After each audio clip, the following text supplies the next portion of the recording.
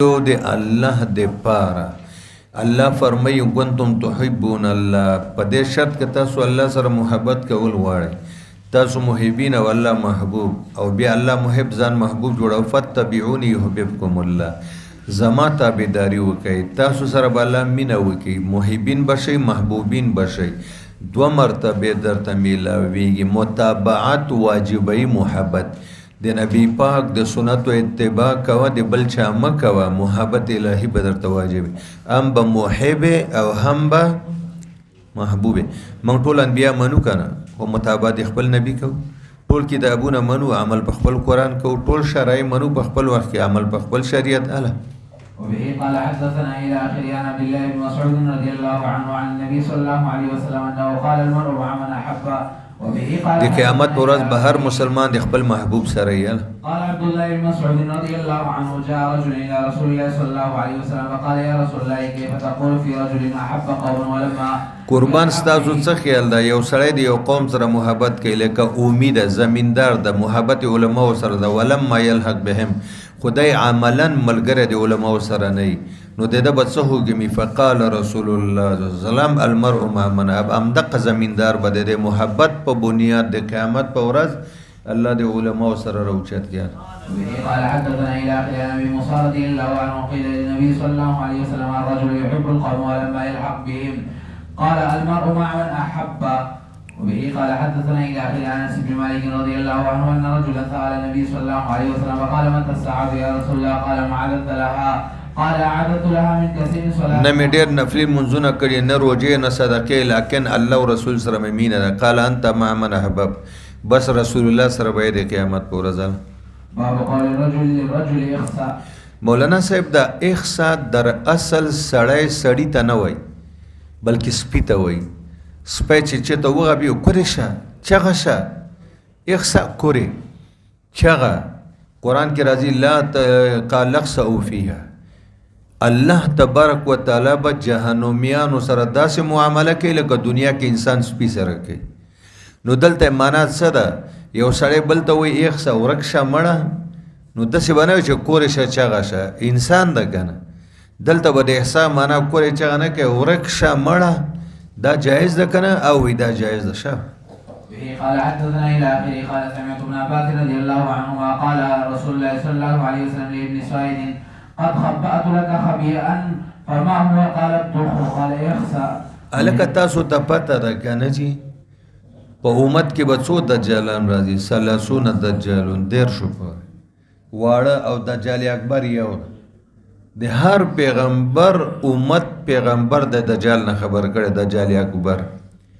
خو څومره تفصیلی واقعیات چې د دجال اکبر په حواله آقا مدني امت ته ورکړي دومره بل نبی نه دی ورکړي یو ځل مدینه کې आवाज شو چې دجال پیدا شوی په يهودو کې او هغه اوس مراهق ده رسول الله مبارک صحابه او دویل عمر فاروق مرسره وي تر سورازي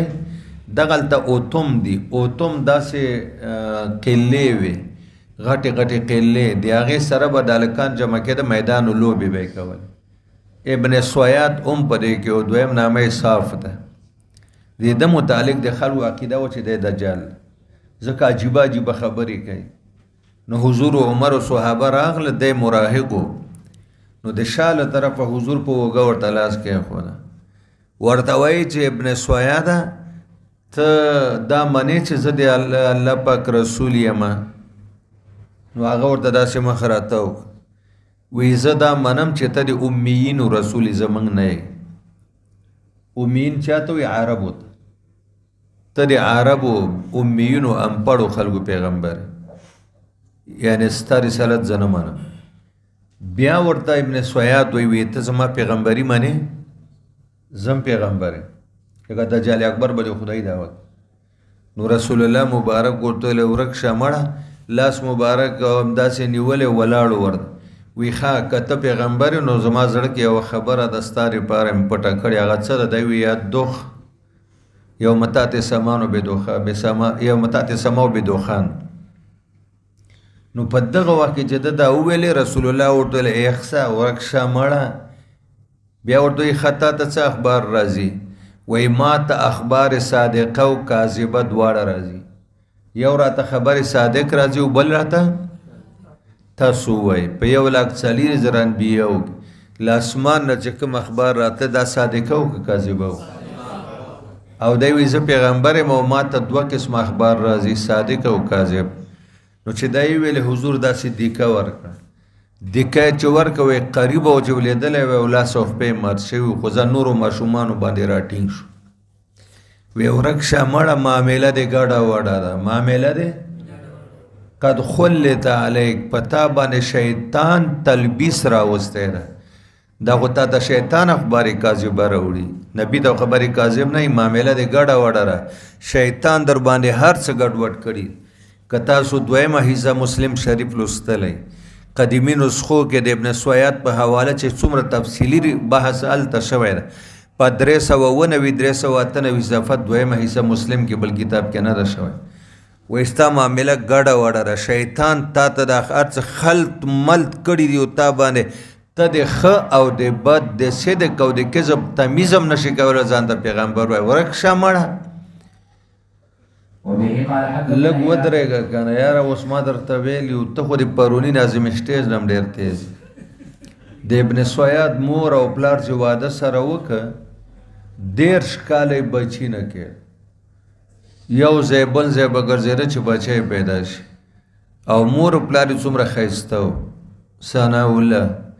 وایي چې پلار یې دومره اوږد دومره غیر معمولي او بس نری چوکه وه یو سړی چې ډېر اوږد او ډېر نری ډېر بد ښکاري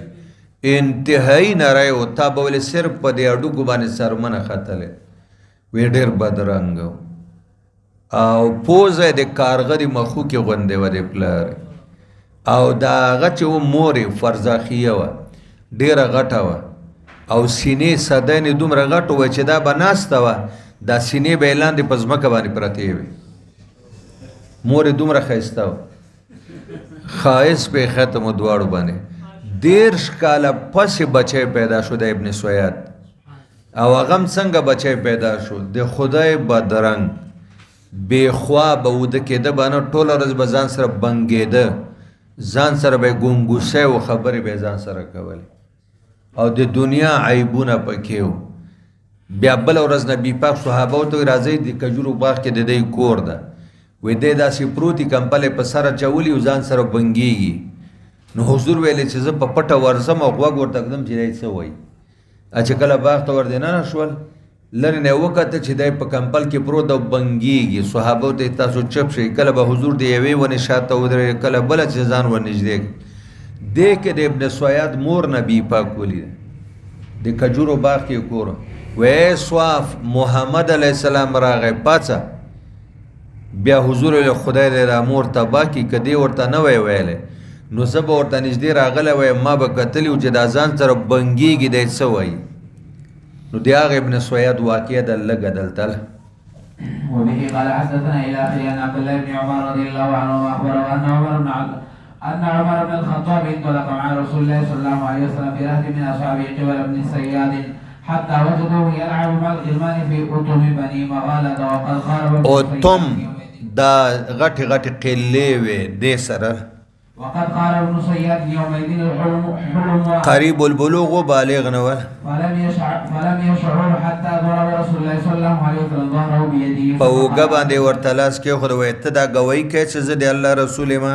فنظر اليه فقال اشهد انك رسول الله الامي ته د عربو پیغمبر زمنګ نه یان ثم قال ابن صياد ان تشهد اني رسول الله فرده النبي صلى الله عليه وسلم دي کور کړ نبی عليه السلام ثم قال آمنت بالله ورسوله ثم قال لابن صياد ماذا ترى قال يا تڅوینه او تا ته څه راځي وې ما ته یو خبر صادق او بل کاذب رسول الله ورته خل تعالی ستا شیطان پتا باندې خلط مل تراولی معاملې د ګډه وډه ده ستا شیطان پتا باندې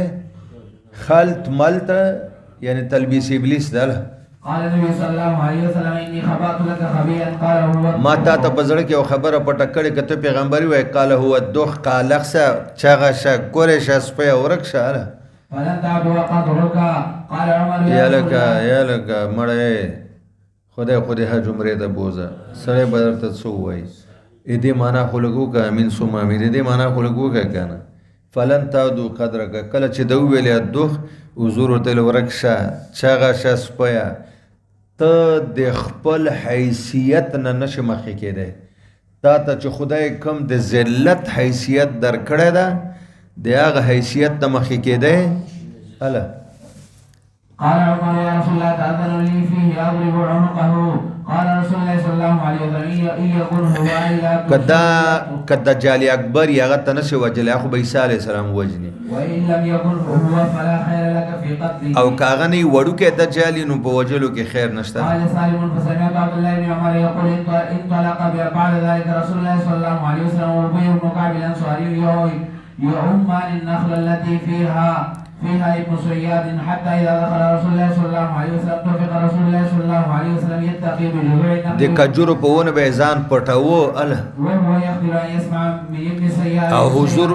حضور د دې طلب کو چې د ابن سیاد د خلین یو خبره واورین وابن صياد مستجع على فراشه في قطيفة له فيها رمرمتون او زمزمتون په کمبل کې دنه ګونګوسه او ګناهار او بناهار ول فرأت ابن صياد النبي صلى الله عليه وسلم وهو يتقي بجذوع النخل فقالت ابن صياد اي صواف وهو اسمه دا صواف دا د ابن سوید دوی معنا امر ایسا په هغه د محمد علیه هغه د ګونګونا او ګونګوسه پرې خدل فتناها ابن صياد قال رسول الله صلى الله عليه وسلم لو تركته بين کدی مور په आवाज نه وای کړي نو بین اوس به د صورتحال ما تخکاره شو قال سالم قال عبد الله قال رسول الله صلى الله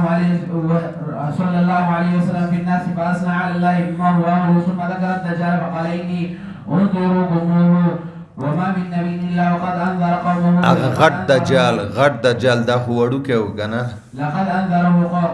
نوح قومه ولكني ساقول لكم فيه قولا لم یعنی زب تاسو ته د دجال په حواله داسې وضاحت وکم چې زمانه مخکې یو نبی خپل قوم ته نه دا کړی تعلمون انه اعور وان الله د کانه د یو سترګه خو بیخي نشته مخ سره واره دوی مېدا سي دل کده انګور دانه چې وخکال نه راوټي ناخونه ورته وای په مخ د پاسه پراته ده قال ابو عبد الله فسأت الكلب بعثته خاسئين مبعدين دا خو د خالق سمانه ورته وکړه خلاص الکلب سپی می کوري کوو می شاړه د ځانه خاصین مباعدین ځان اله باب قول الرجل مرحبا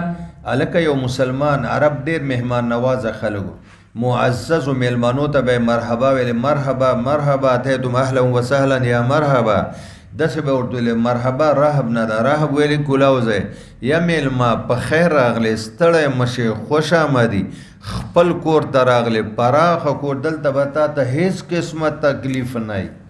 ته داسې فرض که چې زه په خپل کور کې ناست یم وقالت عائشة رضي الله عنها قال النبي صلى الله عليه وسلم لفاطمة مرحبا بابنتي وقالت فاطمه په خیر علی لور بیبي اله جئت إلى النبي صلى الله عليه وسلم وقال مرحبا بأم هاني وبه قال حدثني إلى آخر عن ابن عباس رضي الله عنهما قال لما قدم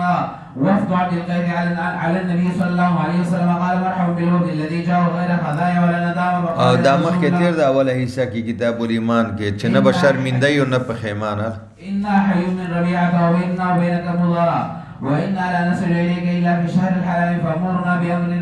منگ تا دی دین احکام تفصیلی بیان کا چه منگم پی عملو کو جنت تا و شاعت قوم تا موائیوہ وندعو به مبرعنا فقال 44 أقيموا الصلاة وآتوا الزكاة وصوموا رمضان احسان اللہ ویلی کتاب الایمان کے کنا شب ولا تشربوا في الدباء والحنطب والنقي والمضفة باب ما يدعى الناس بآبائهم د قیامت په ورځ به خلکو ته د پلارانو په نوم باندې आवाज کیږي اے فلان ابن فلان لکه دنیا کې زمونږ نسب پلار پسې زی د کفار مور پسې به قال حدثنا الى ابن عمر رضي الله عنه عن النبي صلى الله عليه وسلم قال ان القاضي يرفع له لواء يوم چا چې خیانت کړی نو په کوناټو کې به جانډي چې څومره غټ خیانت یا عمر به جانډا الټه برواني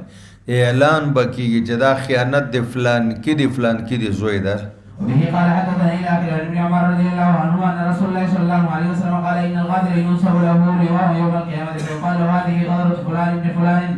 باب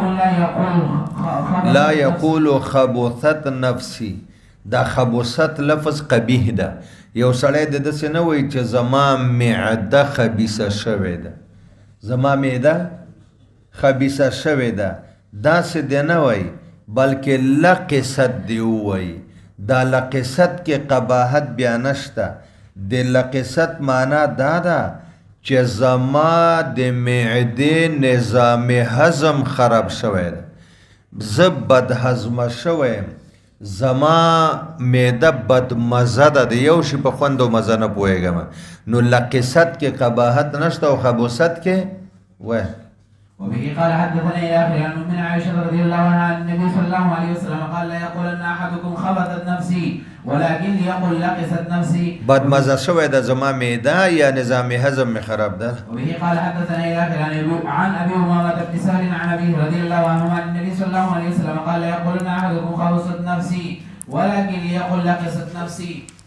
باب لا تصب الکه زمانه ته کنزل مکوي زمانه خو مخلوق د مخلوق په خپل اختیار کې نه ده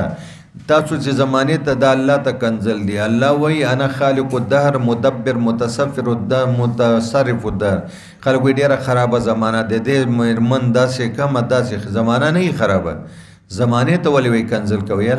وبه قال حدثنا الى اخره قال ابو هريره رضي الله عنه قال رسول الله صلى الله عليه وسلم قال الله عز وجل يسب ابن ادم الدهر وان الدهر بيد الليل والنهار دی آدم زوی زمانه ته کنزل کوي وانا الدهر وانا خالق الدهر وانا مدبر الدهر وانا مدبر يدي الليل والنهار زمانه عبارت د شپې او د ورځې نه او د شپې او د ورځې بوتلل او راوستل دا زما کار ده وبه قال حدثنا الى اخره عن ابي هريره رضي الله عنه عن النبي صلى الله عليه وسلم قال لا تصم العنب الكرم ولا تقول عربو بانګورو ته کرم یا کرم ویل او نبی علیہ السلام وی مور ده ولی ورته ویل زکه چې اعز الشراب بده دینه جوړې ده د انګورو نه ښه شراب په ما د ځمکه نه نور دا څوک چې کی خدای دې زموږ پیشوګان وسات نو وای چې تاسو بانګورو ته کرم او کرم نه وای کرم او کرم د مسلمان زړه ده چې مرکز د ایمان او د عرفان او د معرفت الهی ده الله ولا تقولوا خيبر الدهر بين الله والدهر او دسه مو وای چې اے نامراد زمانه زمانه غریب خود مختار خو نه ده چې تور اے نامراد زمانه الله باب قول النبي صلى الله عليه وسلم انما الكرم قلب المؤمن او کنه دا کرم د مؤمن زړه ده د ایمان مرکز ده د عرفان مخزن ده او تاسو انګورو ته وای الله وقد قال انما المفلس الذي يفلس يوم القيامه مفلس وای چاته وای صحابه وای چې چا سره پیسې نه وینا په حقیقت کې مفلس هغه کس ده چې په دنیا کې به ډېر ګناهونه کړي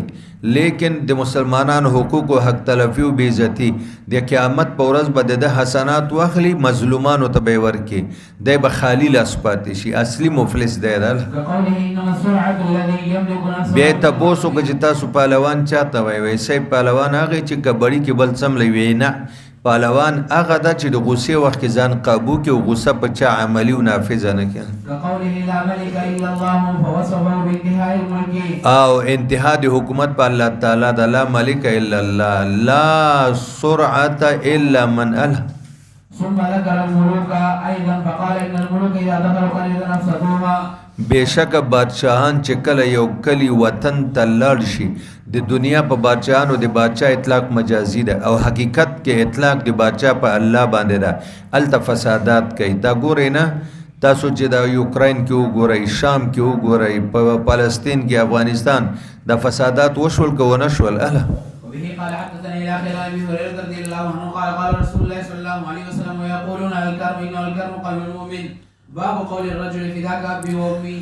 یو سړی بل ته ویلې شي چې تا نه د زما پلار او مور په یو ځای باندې قربان شي او کنه حضور ته ټول صحابه ویلې حضور پاک په صحابه کې یو څو کسانو ته ویلې یو پاغي کې عبد الله ابن زبیر ابن عوام دال وبه قال حدثنا الى اخره عن علي رضي الله عنه قال ما سمعت رسول الله صلى الله عليه وسلم يفضي احدا غير سعد سمعت مان دي اوریدل چې حضور د چانه پلار او مور قربان کړي غیر د سعد یعنی سعد ته ویلي چې فدا کا بي و امي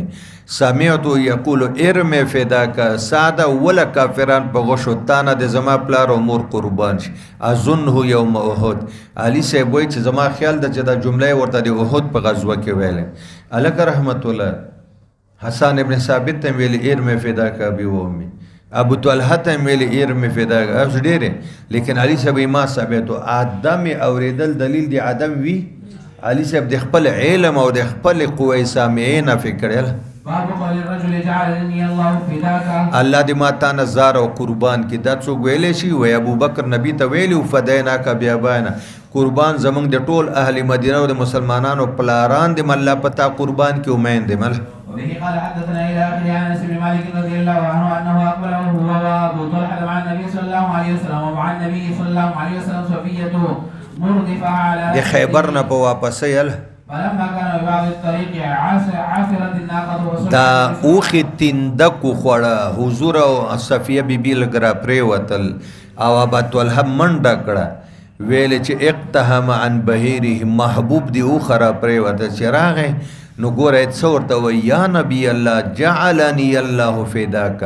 اے دې الله محبوب الله دې ما تا نزار او قربان کی هل صحابک من شي آیا تاسو ته تکلیف ورسېد پر پرې وته کې تکلیف شوی خو بنه قال الله وی زه بچم ولکن علیک بالمرأه زنانه او تاسو کا زنانه څوک صفیه بیبي فالقى ابو طلحه ثوبه ابو طلحه وی چې دا خو زما مور د نو صادر اول په باندې واچو صادر هغه د سفرته و غریبه بزمکه فعلى وجه فقصد قصدها نو اراده وکړه چې مور بیبي ته ورشي والقى ثوبه عليها مخ ورته پټ ک فقامت المرأه فشد لهما على راحلتهما بیرته کجاوه ورته پوخ باندې کې خوره او حضور او بیبي دواړه کې ناسته حتی چې مدینه منوره ته راورسېده وقال اشرف على المدینه قال النبي آئبون راجعون عن السفر تائبون الى الله عابدون لربنا او حامدون لمعبودنا فلم يزل يقول حتى دخل المدینه دا کلمات ویل چې مدینه منوره ته را دا د دعا د دی واپسې د سفر الله ته محبوب نامې کمی د رسمت تنزل من السما او یو سړی بل ته وی چې یا بونه یا بچوړیا نو ګوره ک پردي بچی ته بطور شفقت محبت تلطف بچای وای دا جایز ده موږ نوې طالبانو د بچیانو بچي وای او کچیرته بطور تبنی ورته وای چې دا ما داسې زوی کله کنه سبي زوی نو دا حرام و ناروا ده تبنی خو بند راکنه او که بطور شفقت او محبت او تلطف پردي بچی د بچای وای دا جایز ده وبه قال حدثنا الى اخر عن جابر رضي الله عنه قال ولد لرجل منا غلام فسماه القاسم فقلنا لا نكنك بالقاسم ولا كرامه فاخبر النبي صلى الله عليه وسلم وقال سم ابنك عبد الرحمن ویلک ابو القاسم پرېدا د خپل زوی نوم د عبدالرحمن معلومه شو چې عبدالرحمن عبدالله عبدالعزیز عبدالقیوم عبدالرحیم دا ټول پسندیده نومونو کې شامل دي ښه باب قول النبي صلى الله عليه وسلم سموا باسمي ولا تقتنوا زمان نوم زانو ته بچو تک دی زما کنیا دا منع مخصوصه و تر حیات ولی حضور مسجد نبوی نه وته مدینه بازار کې روانو خلک ډیرو شاتن आवाज وشیا بالقاسم حضور مو کته قربان تاسو تنه ما تاسو مخکی سړی ته وای نو د حضور په ژوند کې التباس اشتباه راتله کنه چونوم او کنیه وای وی زما په ژوند کې به زما نوم دی کنیه بنک دی چې التباس اشتباه او علي صاحب حضور ته ویلیو که تاسو رحلت نه پس ما ته الله زوی راکړي تاسو نوم او اسم کنیه خدای شم ویاو نو دا تر وفاته پورې منول قال وانس رضي الله عنه عن النبي صلى الله عليه وسلم وبه قال حدثني الى عن جابر رضي الله عنه قال ولد لرجل منا غلام فسماه القاسم فقالوا لا نكنيه حتى نسال النبي صلى الله عليه وسلم قال سموا باسمي ولا تكنوا یعنی زما جوان کې اسم کنیه زما مګ دی بچو ته وبه قال حدثني الى اخره قال سمعت ابا هريره رضي الله عنه قال قال ابو القاسم صلى الله عليه وسلم سموا باسمي ولا تكنوا بكنيتي وبه قال حدثنا الى اخره قال سمعت جابر بن عبد الله رضي الله عنه قال ولد لرجل منا غلام فاسماه القاسم وقلنا لا نكنيك بابي القاسم ولا ننعمك عينا او بچینو بده بلغزان پوي کو کنه نو د ملګر ورته وی تا خو زوی ته ابو القاسم نوم کې خود اسم کنیه حضور دینه منع کړی دا نو دوه خبرې زمونږه مواوره دوه خبرې اوله دا ده چې لا نکنیک بیا بالقاسم مونږ به تا ته ابوالقاسم نه وایو مونږ به تا ته یو تک ده کنه ده دویم ولا ننعمک عینا لکه مونږ خلکو ته وایي چې الله دې په بچو سترګې خوږې او سړې که وایو که نه وایي ربنا هب لنا من ازواجنا و ذریاتنا قرة ولا ننعمک مونږ به درته ژوند کې مو نه وایي چې الله دې په دې بچي باندې سترګې سړې دعا به هم درته نه کوله باب اسم الحزن الکه حزن نامه خودل څنګه دی حزن غم ته وای حزم سختی ته وای حزن هغه زمکه ته وای چې ډیره سختي ټیکټر هم نشي اړولای سخت مزاجی سخت اخلاق سخت جبه غم ویل که دا نامه خنه ده او کچایي خي مشر می باید بدلګ د سعید ابن مسیب پلار حزن نامه وه حضور ته راغی وایي څه نامه دی د اسلام یې راوایي حزن وایي دا نوم دې بدلو حزن غم ته وایي حزن سخت ځمکې ته وایي نه والله چې نیکه راته نه ایښی دی والله که دا نوم بدل نو سعید ابن مسیب وایي چې الله مې دې د نیکه دادا وبخي د هغه د وجه نه زمونږ په خاندان کې تر ننه دوه خبرې را روانې دي یو زمونږ کور د غمه نه خالي کېږي دویم زمونږ په کور کې د چا نرمه ژبه نشته ټول سخت زبان او بد زبانه دي وی دا هغه و چې حضور ورته نوم بدلو نیکه مې بدل نه کړ وبه قال حدثنا الى اخر عن ابن المسيب وعن ابيه رضي الله عنه ان اباه جاء الى النبي صلى الله عليه وسلم فقال ما اسمك د مسیب پلار کنه چې د سعید نیکه شول قال انت ثار قال لا اغير اسما سماني ابي ما ته پلار چې کوم نوم یې نیکه هغه نه بدلوم وی فما زانت الحزونه فينا وی زمنګ په خاندان کې د ماشومانو نه تر ځوانانو پورې ټول بد اخلاق سخت زبان او غمونه را روان دي وبه قال حدثنا الى اخر عن ابن المسيب عن ابيه رضي الله عنه عن جده رضي الله عنه بهذا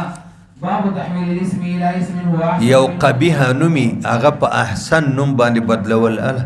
وبه قال حدثنا الى اخر عن سالم رضي الله عنه قال ودي بالمنذر بن ابي حسين الى النبي صلى الله عليه وسلم حين ولد فوضع على فخذه وابو حسين جالس فلهي النبي صلى الله عليه وسلم بشيء بين يديه حضور پاک توجه معشوم ته نه و بل طرف ته حضور متوجه فلح النبي متوجه نبی پاک بشین بل طرف چې د مخه ته فامر ابو اسید بابنه فاحتمل من فخذ النبي ابو اسید زوی ته وی چې د حضور په پتون باندې کېنه تبرکن اله فاستفاق النبي دی وخت د حضور توجه ورته برابر شول فقال النبي صلى الله عليه وسلم ان الصبي فقال ابو سعيد اقلبناه يا رسول الله قال ما اسمه قال فلان قال ولكن اسمه اذا نامه پلان کې د ابو اسید دا ویل خانو بس به ورته نوم بدل کې کنه وی ته د نوم منذر شو منذر زمری ته ویل وبه قال حدثنا الى اخر عن ابي هريره رضي الله عنه ان زينب كان اسمها بره زینب بنت خزیمه دا د حضور بیبي د دونه بیبيان زینب په نوم د دې خپل نوم بره و بره معنا د هر قسم ګناه خطا نه پاک دا قرآن کې آیات فلا تزکوا انفسکم نو فقیل تزکی نفسها ول تر خپل ځان تصفیه کوي فسمها رسول الله زینب نو مې ورته بدل کې کنه دی وخت وایته چاته بدل ما درته ویلو ما جرګه کوله سپینګیره د اتیا کلو ویل کاجی ګانډیر اجي سیب راوړي ګانډیر چراغ مالی الکه سپینګیره ده داسې تاسو بیا دا به وینا نومې ده مالجی صاحب تاسو مبارک نوم وې زمانوم حاجی ګانډیر مال حاجی صاحب دا خو بدلول غواړي وې په دې وخت کې دا خو مې پلاری خیدارات بدل نه کړ شب وبه قال حدثنا الى اخره قال اخبرني عبد الحميد بن جبير بن شيبه قال جلست الى سعيد بن المسيب فحدثني ان جده حزن قدم على النبي صلى الله عليه وسلم فقال ما اسمك قال اسمي حزن قال بل انت ثور قال ما انا بمغير اسما سماني ولا چې پلار ته کوم نامه خدا زنه بدلومه فما زالت فينا الحزونة بعده بس غمونه او سختی زمون کور کې روانه ونه باب من سمى باسماء الانبياء چې یو سړی ځان او بچو ته د انبیاء کرامو نامیک دي د دې فضیلت او ثواب اله وقال انس رضي الله عنه قبل النبي صلى الله عليه وسلم ابراهيم يعني ابنه اے ګور خپل زوی ابراهیم چې باطل سمیاشتو کې وفات شو ماریه د حضرت خدیجه نو ماری قبطیه نو ګور هغه ته ابراهیم نامه یې خو کنه واله وبه قال حدثنا الى اخره قال حدثنا اسماعيل قلت لابن ابي اوفار رايت ابراهيم ابن النبي صلى الله عليه وسلم قال مات صغيرا ولو قضي ان يكون بعد محمد صلى الله عليه وسلم وای کده ژوندای وای نو عادت دار چې د نبی نه پس د نبی بچی ته وحی کیږي ولکن لا نبی بعد د حضور درې وړ زمون ماشومتوب کې ولی وفات شو عادت الهی دای چې نبی وفات شي دی هغه زوی ته بیا او حضور خاتم النبیین وکنه وبه قال حدثنا الى اخره عن علي بن ثابت قال سمعت البراء رضي الله عنه قال لما مات ابراهيم قال رسول الله صلى الله عليه وسلم ان له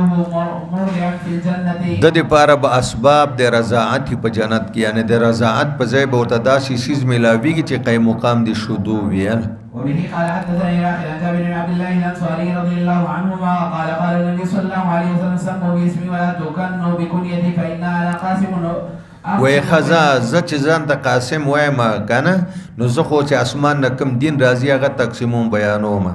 غنیمت او عشر مالفت تاسو څه کوي چې ځان ته بل قاسم وای وبه قال حدثنا الى اخر عن ابي هريره رضي الله عنه عن النبي صلى الله عليه وسلم قال سموا باسمي ولا تكنوا بكنيتي ومن رآني في المنام فقد رآني فإن الشيطان لا او چا چې زه خوب یې ولیدم نو په حقیقت کې زه لیدلی یم. شیطان د هر چا په شان ځان جوړولی شي. او شمایل کې وی لا یتمثل بی لا یتصور بی لا یتشبه بی لا یتشکل بی لا یتجسد بی. ولی رسول الله محض خیر ده او شیطان محض شر ده. دا چیرته کولی شي چې محض شر ده د محض خیر په شکل کې تا ته ځان خیل. ومن كذب عليه متعمدا فليتبوأ مقعده من النار. هلا وبه قال حدثنا الى اخر النبي موسى رضي الله عنه قال ولد لي غلام فاتيت به النبي صلى الله عليه وسلم فسماه ابراهيم فحنكه بتمرة ودعا له بالبركه ودفعه اليه وكان اكبر ولد ابي موسى. دا د ابو موسی په بچو کې ټول نه مشر بچی و. وبه قال حدثنا الى اخره قال سمعت المغيرة بن شعبة يقول انكسفت الشمس يوم مات ابراهيم. ابراهیم صاحب چې په کوم ورځ د حضور بچی وفات شو نور تور شو نو خلکو څه ویلې وی نور علی توریږي چې یو عظیم انسان دنیا ته راشي یا وفات شي. وی ځکه تور شوی چې ابراهیم نو حضور منځو کو خلکو ته چې نه دا د الله مخلوق ده. خدای د خپل قدرت کرشمه خلکو ته خی قیامت ورته یادې مرګ نور نه د چا په پیدا کېدو توریږي او نه د چا په فنا کېدو باندې. بس